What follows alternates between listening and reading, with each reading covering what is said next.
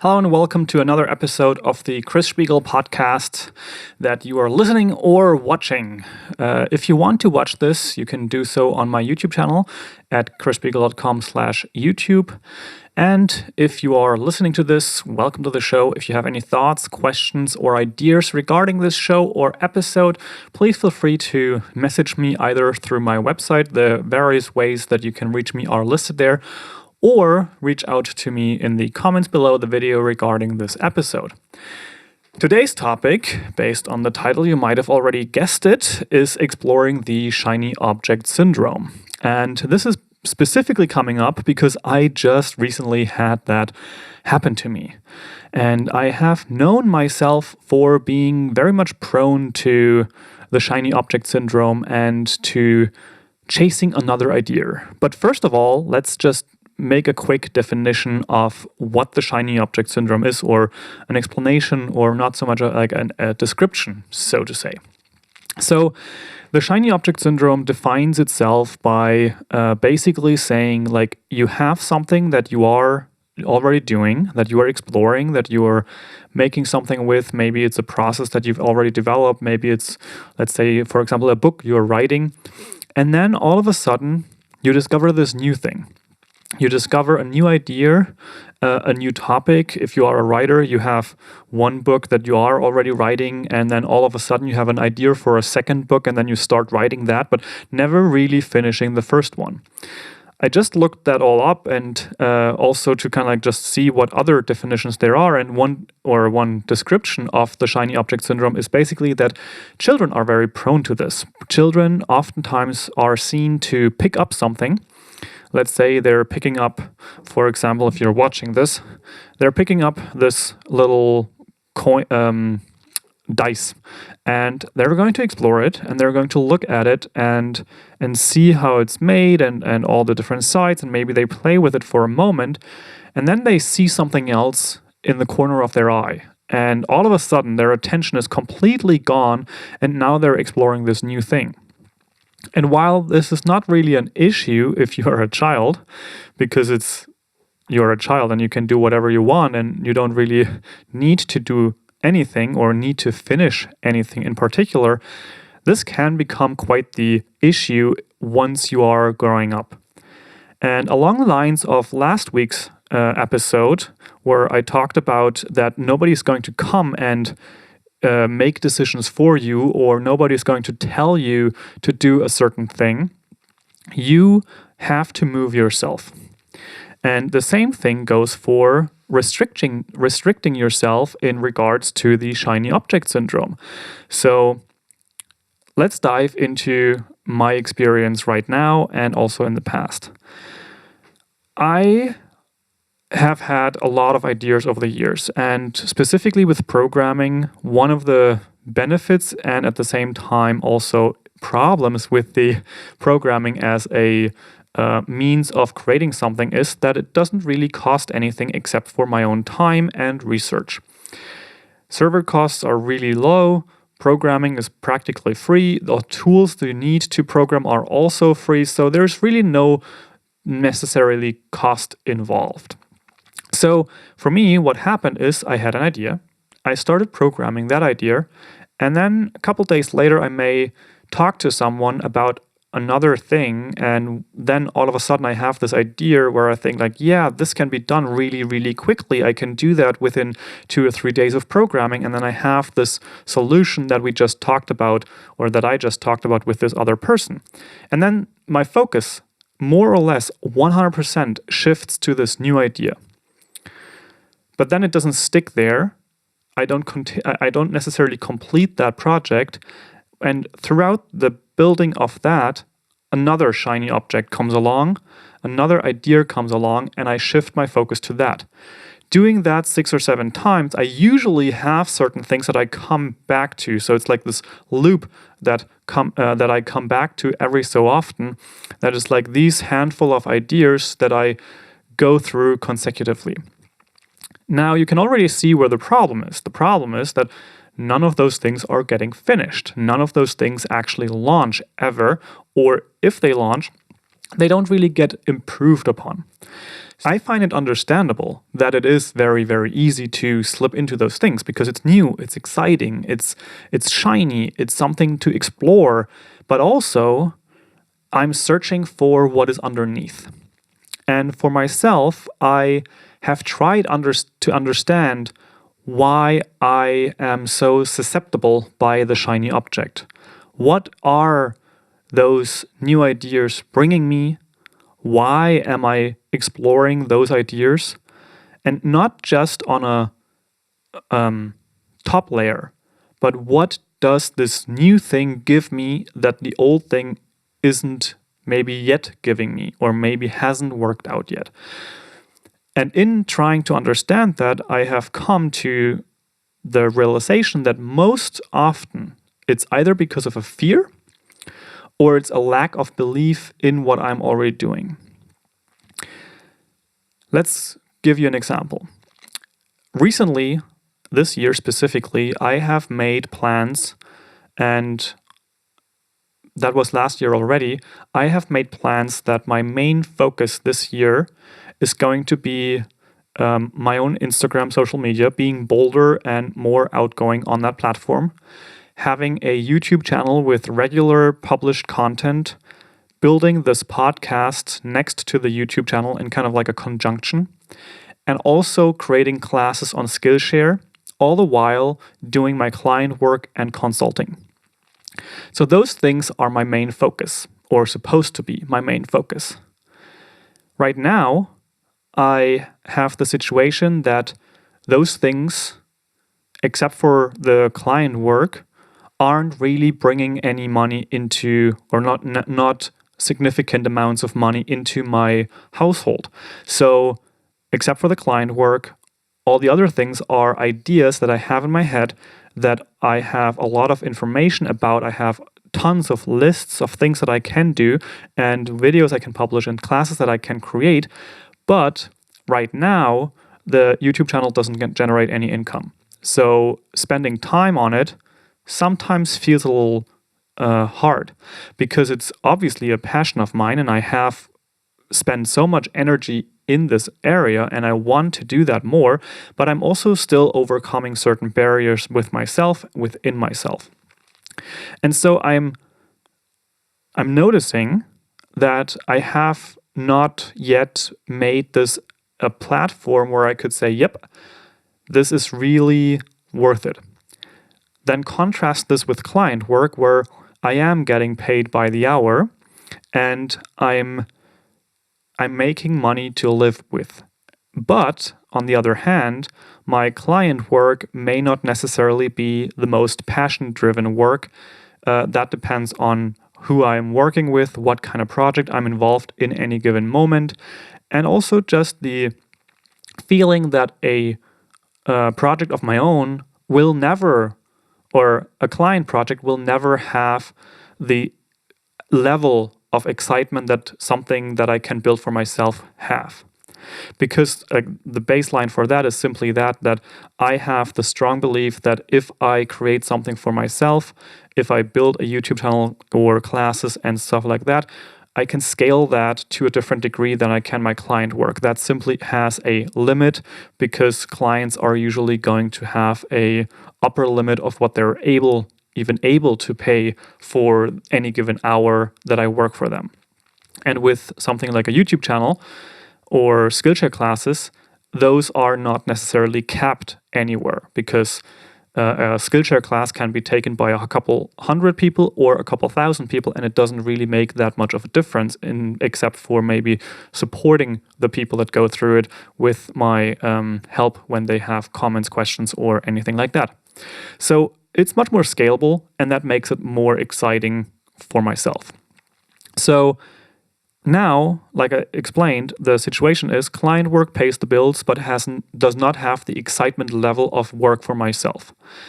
Then again, it pays the bills, so I have to focus on it. And I also want to focus because there's projects in there like the Embody podcast that I'm really passionate about, and I think that it's an awesome thing to keep creating and producing. So I am also somewhat interested in keeping those things going. However, over the last week, I noticed that I am pouring more and more time into client work, and I am kind of losing grip on my own creations. I'm barely making the videos and podcasts that I have scheduled for myself to create for this channel. But next to that, I'm either procrastinating on something or I have to do the client work. What then happened was that with my partner, I came up with the idea to create a brand. To create a brand based on clothing in the yoga niche specifically, maybe yoga mats, stuff like that, and creating an online e-commerce store. And then what happened was that this was a super interesting topic for myself. I have certain beliefs and ideas around shipping things and having physical products, also around Facebook and Instagram marketing. I have certain distrust with people that are just simply reselling things. Then there's drop shipping and print on demand. And I'm kind of exploring all these ideas and how we could make this idea a thing, how we could build this business with little money to begin with, but then also with a vision behind it to shift toward as the business starts growing and starts developing. And kind of for me, that was a huge shift in belief sets around certain topics like dropshipping and print on demand. Also, I learned a ton of things about developing custom products, shipping custom products, warehousing them, how Shopify would work, how print on demand works, the legalities of those things. So I spent a lot of time researching those things, and I kind of felt myself losing myself in those explorations, and that was awesome. Like, that is a really incredible feeling while it's happening.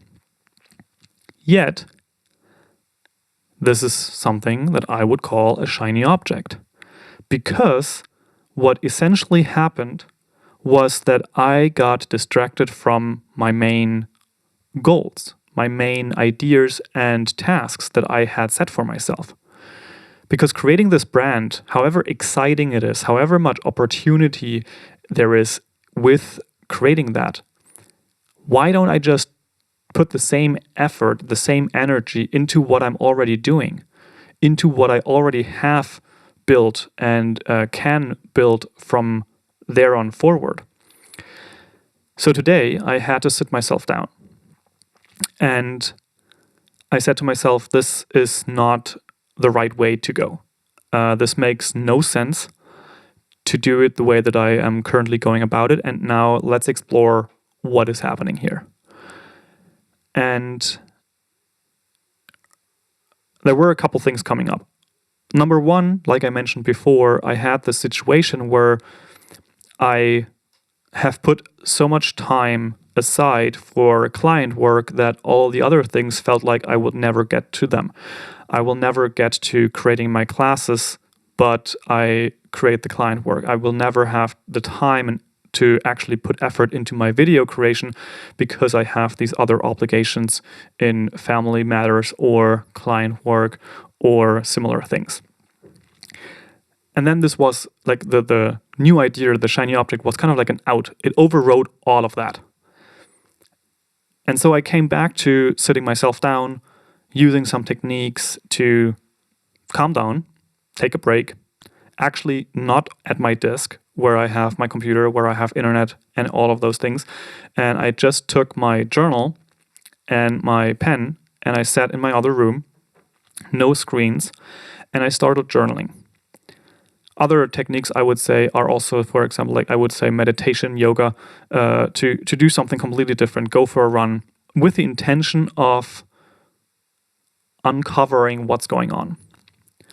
And what I found was that essentially all I'm trying to do is create something that earns money next to my freelance work.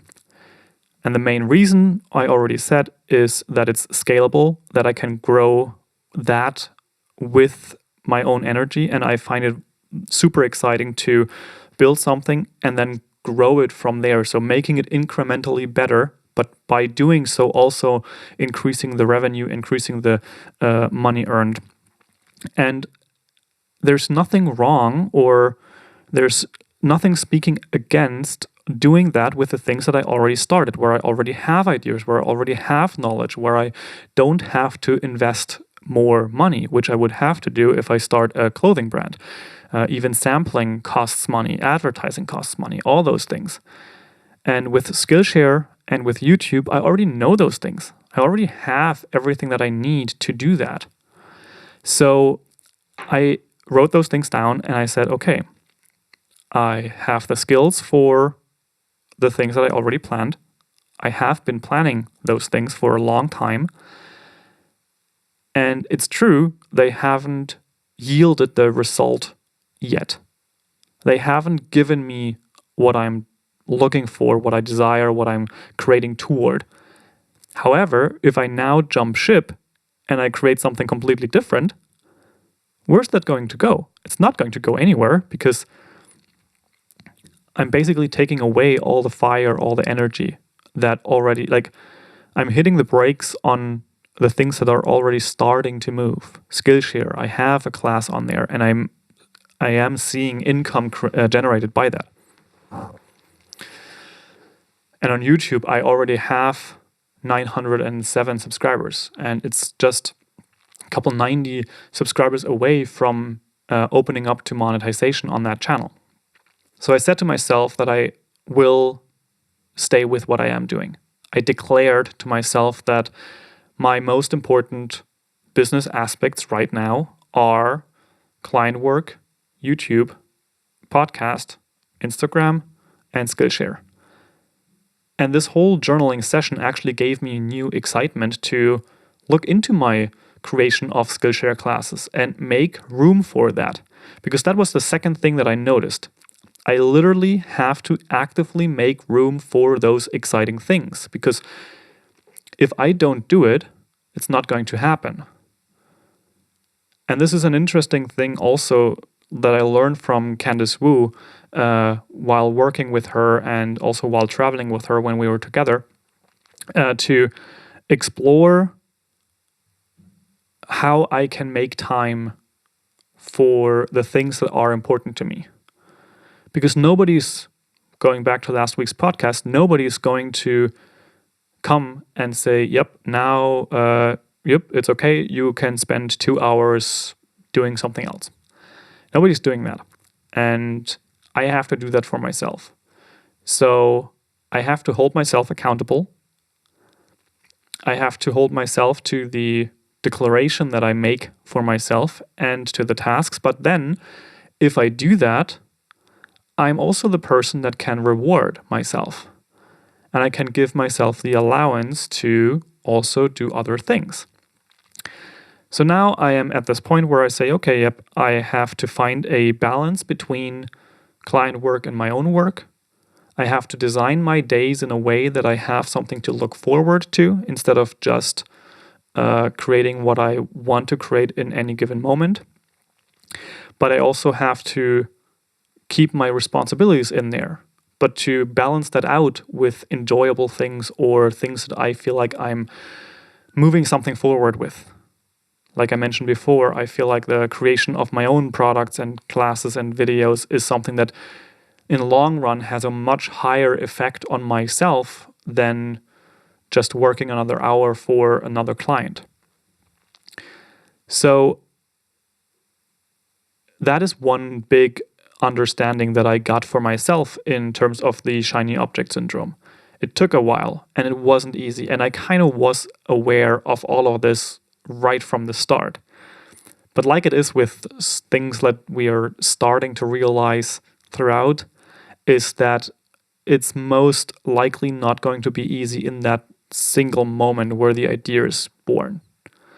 When that moment hit, it was super exciting, and it was so, like, it was a level 9 or 10 of excitement. And that, to interrupt that with rationality and bringing it back to what I should have been doing in the first place, it didn't happen in this case, at least. I wasn't strong enough to do that. But now I have reframed the concept, the idea, and now I am reversing that. And I'm moving forward with a different path. A couple more ideas for someone who is going through something similar. I mentioned already, for me, journaling helped a lot. And also journaling about the question of, why is this so enticing? What is this giving me that the other thing is not giving me? Meditating on those questions, taking a walk or a run, going to have a little bit of a fresh air. And oftentimes we hear or see the tip to sleep on that idea. I personally find that gets really tricky. I have a really hard time doing that, because then I just create these worlds of success around an idea, and it's not really a good idea, because it's just going to grow. Something like this happened with this example right now. It's like, if I create videos, it's maybe starting to grow slowly, and over time there may actually be some earnings, but it's not something that's going to be quick. And then I got sucked into the world of shipping products, where some people are making revenue. Like, we are talking about revenue, not profit, but we are talking about revenue in the 10 to 20,000 within the first couple of months. And that sounds really enticing. And I almost let myself slip into that world of get rich quick. But of course, that's not really going to happen anyways. And something else is making room for the shiny object, but like making room for having an enjoyable day. And that includes the shiny object. That includes making myself or giving myself the space to think about it, but with a limitation on that. And also having a notepad, be it a text file or real paper, to be able to take notes, write down those ideas, write down those questions that you have for yourself. But as I've learned from, I think it was Getting Things Done, also make plans on revisiting that file, because otherwise you don't trust yourself. If you just say, like, I'm going to write those notes down here, but you don't have a plan on revisiting that note file, I at least have a tendency that I don't trust that I will actually get back to this. So I'm just going to go into it right now, because I don't trust that I will eventually get back to it if I don't make a plan for that. So checking that file every day, maybe every week, to like strike through those things that are no longer important. Maybe something already cleared itself up. Some ideas may not be as interesting as they were in the moment you got them. And some ideas you may just actually want to put into your plan for the next week. So those are a couple of thoughts and ideas on how I am trying to keep myself on track, and or get myself back on track is rather the thing. It's definitely not easy. The shiny object syndrome is one sucker of an issue. I'm not that analytical that I can just so easily say, like, this is more, like, this is better than this. I get excited about certain ideas and not others, and at different times those ideas are different. So it's really, really hard, and it's constantly just recentering and trying to figure out what next. Trying to sit myself down and say, yep, this is happening again, and I better check whether or not I want this, whether or not I want to move forward with a certain topic or a certain project. And then sticking to what I'm doing. Some other technique that I heard at some point or have tried and am trying is a not to-do list, as well as limitations. One limitation that I use right now is an extension on Chrome, which actually redirects Facebook, Twitter, Instagram, and YouTube to my to-do list program. So if I open facebook.com, it takes a second, but eventually it redirects me to my basically to my to-do list. And this is not absolute, and I can disable it, I can use a different browser, like all those things work, but it's a static reminder that I probably shouldn't be doing this right now. And sometimes it's something that I should be doing, because I should actually look something up, because it's important for the task that I'm currently working on. But more often than not, it's actually just me being excited about something and researching more, or it's muscle memory that wants to open YouTube. I hope these ideas help you. I hope it also helps you to kind of like not get down on yourself too much if you have that shiny object syndrome right now as well with something. We can all just try to get better every day and refocus, sit yourself down, find what is actually important, journal about it, and then move again. Move forward with the things that are on your list, with the things that you will set yourself to. And maybe you have to put your new idea on the not-to-do list. And maybe you can just put it on the hobby list for now and focus on it after you have already done your work. That's what I'm trying to do. Trying to have my work tasks and then give myself the freedom to do other things behind or after that. And this shop that I am creating in my mind is going to be on that later list.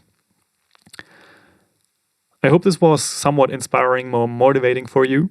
As you can see, I am still working on it. I am still pulling myself out of that construct or that idea that I have created and that I almost slipped into. So it's a process, and I wish you the best on yours. Go focus on what's important. Make that your first priority. Make room for your enjoyment and also your hobby and other people in your life and not just the grueling tasks. And then make it a day. Make it a good, enjoyable day. I hope to see you in the next one. Have an amazing day. Ciao, ciao. Whoa!